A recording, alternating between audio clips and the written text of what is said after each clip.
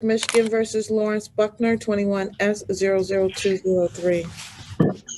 Charlotte Lundberg on behalf of the people. Andrew Banis with it on behalf of Mr. Buckner.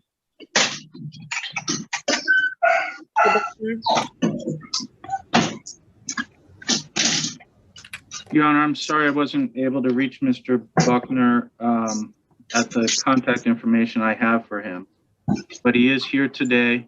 Mr. Buckner, can you hear me? Mm-hmm. Okay, good. Thank you, sir. My notes show that we had a bench trial on June 29th and he was not present. So I don't know why. Mr. Buckner, do you know why you weren't in court on June 29th?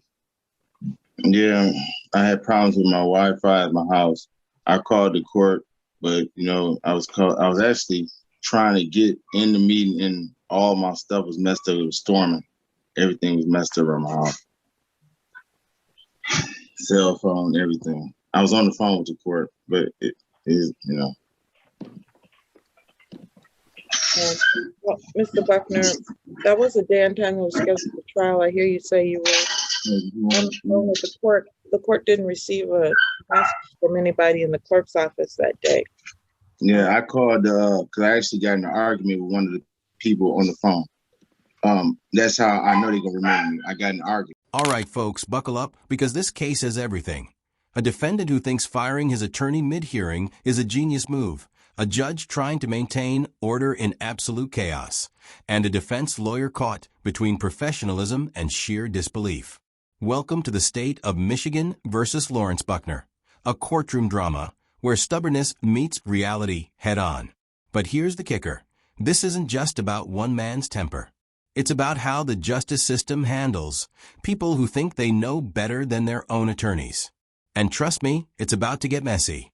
By the end of this hearing, you'll see exactly why going pro-SE, that means representing yourself, is usually a one-way ticket to disaster. But before we get there, let's dive into the opening moments where Buckner tries explaining why he skipped a court date. And spoiler alert, it's not a convincing story. So you were being difficult that day? Yes, ma'am. I was being very difficult because I was trying to get to you. So they will remember me. They will definitely remember me, ma'am. That's the thing. You're always honest, Mr. Buckner. All right. Mr. Banis and Ms. Willenbring, do we want to schedule another non-jury trial date? Yes, Your Honor. And Mr. Buckner, just so you know, I don't know if you can see the chat, but I guess the phone number I have for you is not good, but I put my cell phone and my email in the chat. Whatever. My number is good.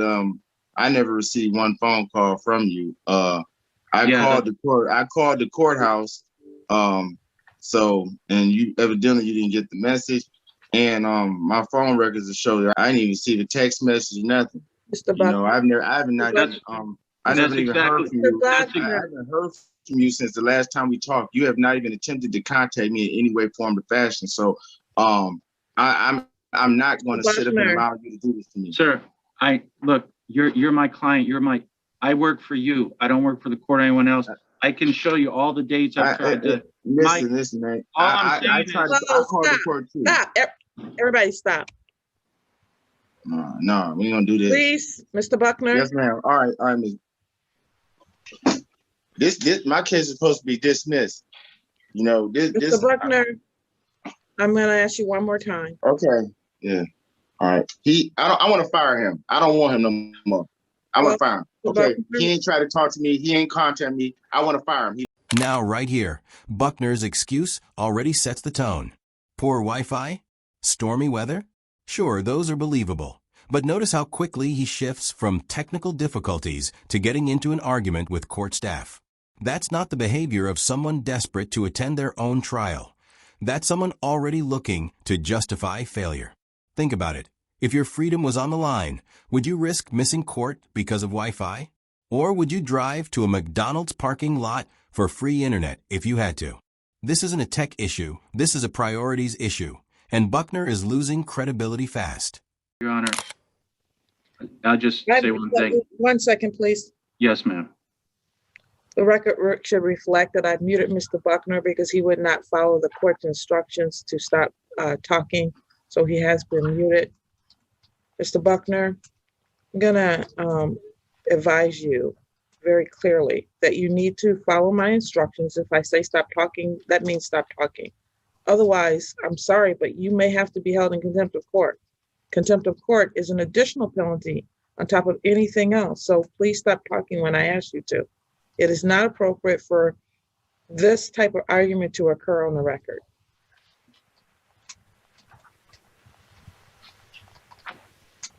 You're muted, so I can't hear what you're saying. If you want to talk to me, you need to first acknowledge that you will stop talking when I ask you to. And so you can do that by nodding. Is that a yes?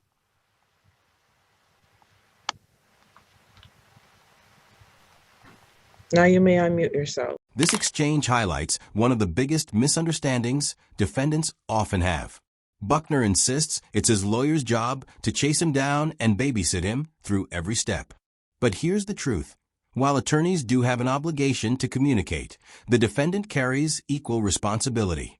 If you're facing criminal charges, it's on you to pick up the phone, respond to emails, and make sure you're reachable.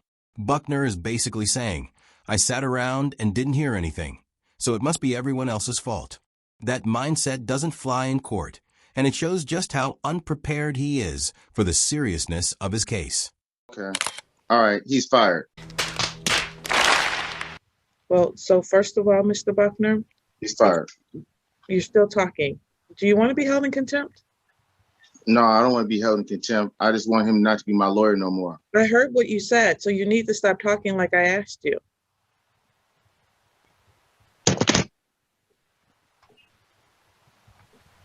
So first of all, Mr. Buckner, he's court appointed. If you want to have a different attorney, then what you can do is you can hire your own attorney. This is a court appointed attorney.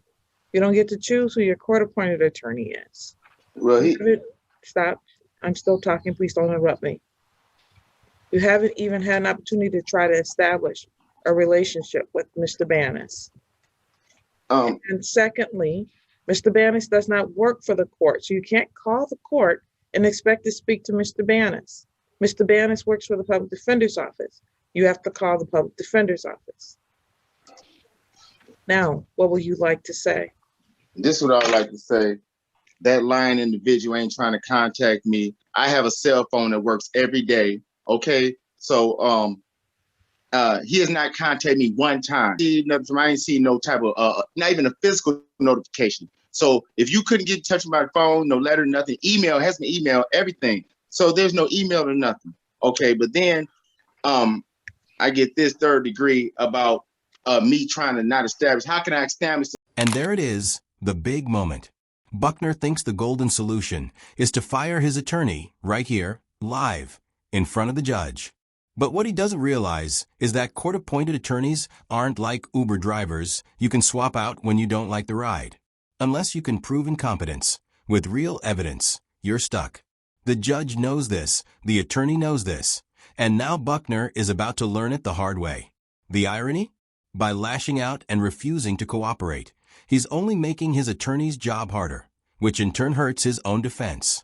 Self-sabotage at its finest. How can I establish something or some type of communication with somebody who has not tried to establish something with me? So make it make sense, Ms. Washington. Mr. Buckner, first of all, you two haven't talked, is what I said. So the bottom line is, you don't know whether or not he has the correct phone number for you or not. You didn't even allow that conversation to occur. You know, he never cared to ask about nothing, Miss Washington. You haven't had a chance to go into a room. If he doesn't have your number, how can he ask you about anything? He's trying to give you the communication to get in contact with him. He's trying to give me the communication at the last moment. And you sit up here chastising me. And he ain't even trying to contact me. You're talking over me again. You asked me a question. You asked me a question. No, I didn't. You already answered that. And I'm telling you some other additional information. And I'm not going to continue to argue with you. It's not an argument. I'm not arguing with you, man. You know, I just don't feel comfortable with this man representing me. I don't at all. I really don't. You know, I don't know what else to tell you. Mr. Buckner? Huh? Do you want to hire your own attorney? How can I hire my own attorney when he already in violation of ineffective assistance counsel? This is the moment where Buckner's behavior crosses from annoying into dangerous. When a judge has to mute you in their own courtroom, even a virtual one, you're skating on thin ice. Notice the warning, contempt of court. That's not just a slap on the wrist. Contempt can mean fines, jail time, or both, and it stacks on top of your existing charges. Instead of proving his lawyer ineffective, Buckner is proving to the judge that he is the real problem. It's Courtroom 101. When the judge says stop talking, you stop talking. Buckner hasn't learned that yet, and it's going to cost him. You want to hire your own attorney. If not, I'm scheduling for another non-jury trial. This stuff is crazy. He hasn't reached out to me, Ms. Washington. I live at 685. I have not received no What mail. does that have to do with today? You didn't show up for your hearing. No. I'm trying to ask you something very simple. It doesn't get dismissed today. This is a pre-trial. It gets dismissed at a non-jury trial date, which you weren't there. So my question to you is, do you want to hire your own attorney, or do you want me to schedule for another non-jury trial? Because that's where we are. All right. What's the two choices? Which one is it? Just schedule for a non-jury. I am so sick of this, man. All these white people. This right here is a crucial teaching moment. Buckner keeps screaming ineffective assistance of counsel, but legally, that's a very high bar to prove. It's not enough to say your lawyer didn't call you back.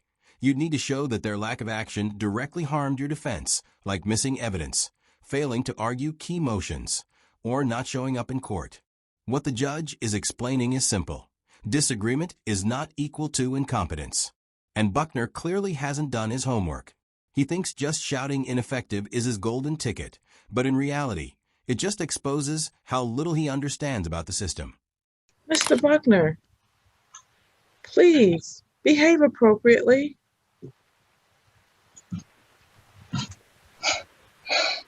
Please. Can't work. Look. So, Your Honor, I think maybe I can say something that might help Mr. Buckner or not. The good news is that I have two different phone numbers for him. Neither of those appear to be the correct number. I have also sent him emails to the email address that apparently he gave to our arraignment attorney. So if that's not the right email address and that's not the right phone numbers, that's the only thing I can think of why he's not